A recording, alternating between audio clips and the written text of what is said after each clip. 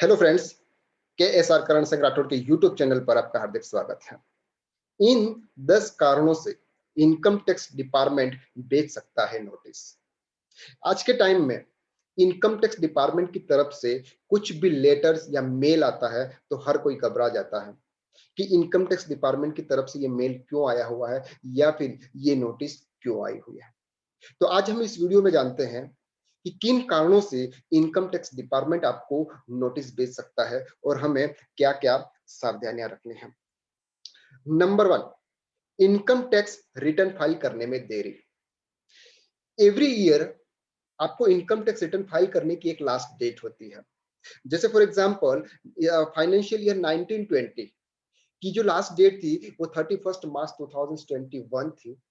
अभी इसको बढ़ा के एक्सटेंड कर दिया जाए, मीन्स 31 मई 2021 तक आप रिटर्न फाइल कर सकते हैं। तो इनकम टैक्स रिटर्न फाइल करने में अगर आप देरी करते हैं, आप उस साल का रिटर्न फाइल नहीं करते हैं और आपके ट्रांजैक्शन ज्यादा है या फिर आपने 26 एस में आपके जो टीडीएस दिख रहा है, तो उस केस में इनकम टैक्स डिपार्टमेंट आपको नोटिस भेज सकता है। तो उसके बचाव के क्या तरीका है? तो उसके बचाव करने का एक ही तरीका है कि आप income tax return due date से पहले फाइल कर लें। नंबर 2, एलटीसीजी की गलत रिपोर्टिंग। एलटीसीजी का मतलब होता है लॉन्ग टर्म कैपिटल गेन।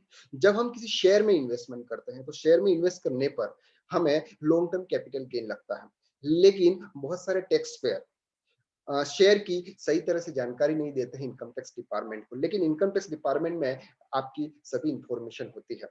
तो जब आप शेयरों की in long term capital gain की अगर आप डिटेल नहीं देते हैं तो इनकम टैक्स डिपार्टमेंट आपको नोटिस भेज सकता है। तो लिस्टेड इक्विटी और म्यूचुअल फंड से हुए लॉन्ग टर्म कैपिटल गेन को आईटीआर फाइल करने के समय में बताना पड़ता है। 1 लाख रुपए तक के लॉन्ग टर्म कैपिटल गेन पर टैक्स नहीं है। इससे अधिक पर 10% की दर से टैक्स लगता है। 10% के हिसाब से आपको टैक्स पे करना पड़ता है। Number 3, TDS not match with 26 S form. ITR file करते समय हमें फॉर्म 26 और फॉर्म 16 में टीडीएस के दिए हुए ट्रांजैक्शन को एक बार चेक कर लेना चाहिए।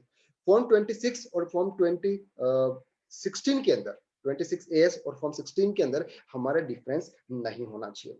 तो इसके लिए बचाव का तरीका क्या है कि जब भी आप इनकम टैक्स रिटर्न फाइल करें, सबसे पहले आप फॉर्म 26 एस चेक कर लें। फॉर्म 26 एक्स में आपकी जितनी भी इनकम शो हो रही है उतनी इनकम आपको इनकम टैक्स रिटर्न के अंदर शो करनी है।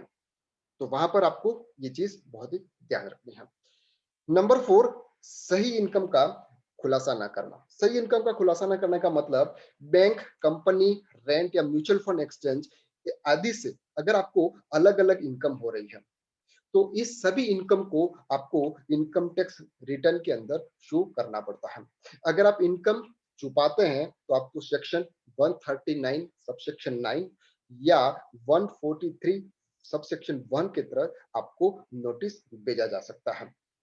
तो इसके लिए बचाव का क्या तरीका है? सभी फाइनेंशियल स्टेटमेंट आपको जुटाने चाहिए। मीन्स जहां से भी आपको इनकम हो रही है सभी इनकम के स्टेटमेंट आपके पास होने चाहिए और इन सभी स्टेटमेंट के आधार पर आपको पूरी की पूरी आपकी इनकम आपके इनकम टैक्स रिटर्न के अंदर शो कर लेनी चाहिए। नंबर 5, जीवन साथी के नाम पर किए गए निवेशों को नहीं बताना। कई बार लोग जीवन साथी के नाम पर निवेश करते हैं, लेकिन अपने रिटर्न में इस तरह निवेश से हुई इनकम का दिखावा करना भूल जाता है। यह टैक्स जो कि इनकम होती है इस पर टैक्स देना पड़ता है।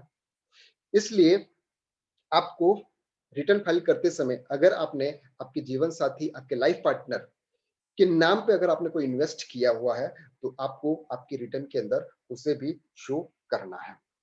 नंबर 6, गलत रिटर्न फाइल करना।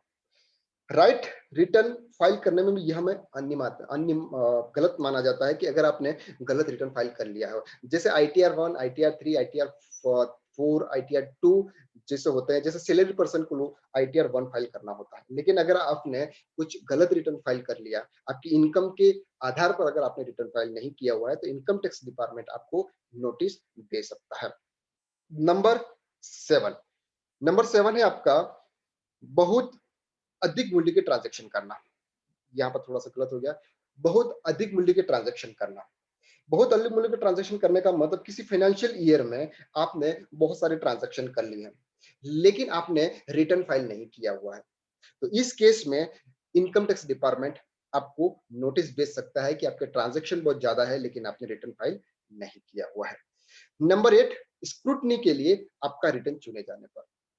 स्क्रूटनी के लिए आपका रिटर्न चुने जाने पर मतलब कि जब आप में ऐसी कोई चीज पाई जाती है तो इनकम टैक्स डिपार्टमेंट स्क्रूटनी के लिए आपका नाम सेलेक्ट करता है, और जब आपका नाम स्क्रूटनी के लिए आता है तो इनकम टैक्स डिपार्टमेंट आपको एक लेटर या फिर नोटिस भेजता है। नंबर 9, टैक्स बकाया होना। मीन्स अगर आपने रिटर्न फाइल किया लेकिन आपका टैक्स का पेमेंट करना बाकी है, तो उस केस में भी इनकम टैक्स डिपार्टमेंट आपको नोटिस भेज सकता है। और पिछले सालों का टैक्स छुपाना। इनकम टैक्स डिपार्टमेंट के पास प्रीवियस ईयर के जितने भी आपने रिटर्न फाइल किए हुए हैं, उनकी छानबीन करने का पूरा अधिकार होता है। तो आपने प्रीवियस ईयर या प्रीसीडिंग प्रीवियस ईयर के अंदर कोई रिटर्न फाइल किए होंगे, उसमें अगर आपने कोई इनकम को छुपाई होगी, आपने कोई इनकम नहीं दिखाई होगी, तो उसको चेक कर इनकम टैक्स डिपार्टमेंट आपको नोटिस भेज सकता है कि आपके यहाँ पर ये इनकम आपने नहीं दिखाई थी, इस पर आपको टैक्स पे करना है। तो ये 10 रीजंस थे जिस पर इनकम टैक्स डिपार्टमेंट आपको नोटिस भेजता है। तो thank you for watching this video.